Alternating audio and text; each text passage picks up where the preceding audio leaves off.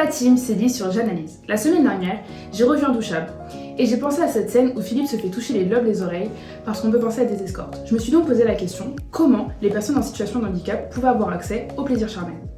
En plus de ça, vous m'avez envoyé pas mal de témoignages pour parler de votre histoire et aussi pour que je vous parle des assistants sexuels. C'est un sujet peu connu qu'on va donc parler en vidéo cette semaine. Commençons d'abord par définir qu'est-ce que le handicap moteur. Il se manifeste par l'aptitude limitée à se déplacer en extérieur, mais aussi à exécuter des tâches manuelles ou encore à mouvoir certaines parties du corps. Bien évidemment, une personne en situation de handicap peut avoir une vie sexuelle. En fait, il faut se retirer tous les préjugés. Tu peux être en situation de handicap et vivre ta sexualité à fond.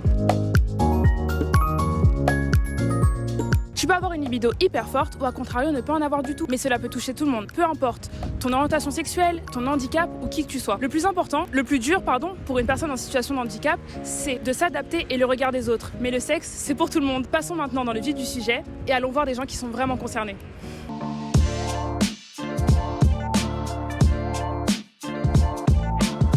Moi, j'ai eu trois rencontres dans ma tournée. Par contre, j'ai toujours dit qu'un gars en fauteuil roulant pour rencontrer une personne valide, c'est plus compliqué qu'une fille en fauteuil roulant pour rencontrer un gars normal. Les gens, s'ils sont autour de vous et quand ils voient un couple valide handicapé, ben, ils se demandent « Ah, ça existe, hein?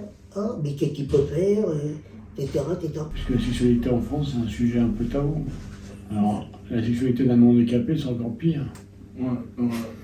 Soit vous faites des rencontres par des amis ou en allant dans des associations, des clubs de jeux, des sociétés, de lecture. Je veux ça quand c'est vraiment. Okay. Je peux presser de ouf. Comme tout le monde, hein. Il y a des pannes, il y a des jours ça marche. Hein.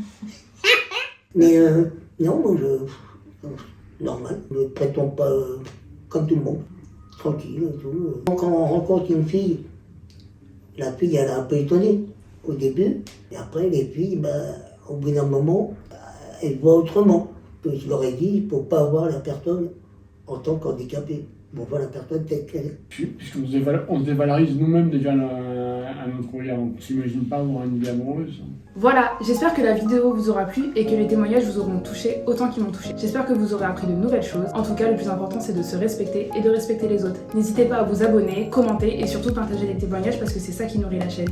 A bientôt pour un nouveau sujet tabou.